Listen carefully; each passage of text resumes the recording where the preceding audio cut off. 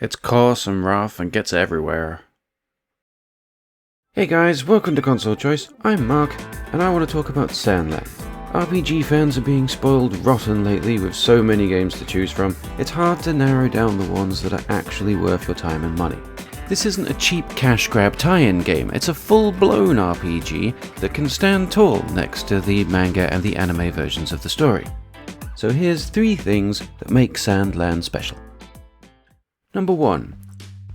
Sandland was created by Akira Toriyama, most famous for creating Dragon Ball Z, but also for his extensive design work in video games like Chrono Trigger and in every game in the Dragon Quest series. Sadly, Toriyama passed away in March 2024, making this one of the last works in his prolific career. There's too much to say about this man in one small video, but take it as read that he has strongly influenced modern pop culture. What this means is that Sandland is absolutely packed full of wonderful characters, cool monsters, and fascinating villains. I mean, look at this guy. What's happening there? This game is one of the most charming RPGs of recent years. Number 2. The story. It's based on the anime of the same name, with all the leading voice actors returning for their roles. Sheriff Rao, who has a checkered past, recruits the fiend prince Beelzebub, a teenage demon with a love of old video games, and his grumpy chaperone, Thief, to seek out the legendary spring in order to return water to the people of Sandland. Along the way they'll meet Princess Anne, not that one, and come up against the Imperial Army, who want to stop them so they can maintain control of Sandland's water supply.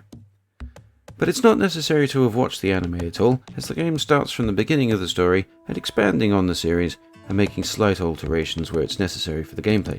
For instance, you'll meet Princess Anne, not that one, much earlier in the game than the characters do in the series, as she becomes your mechanic.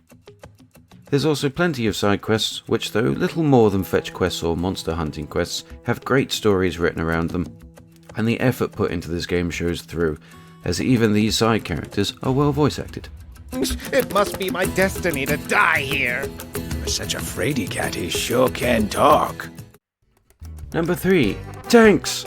And bikes and cars and this psycho kangaroo robot thing for you to play with. You can find these or build them from the ground up with fully upgradable weaponry, engines and armor, so you'll soon be joyfully tearing it up through the desert, blasting everything in sight.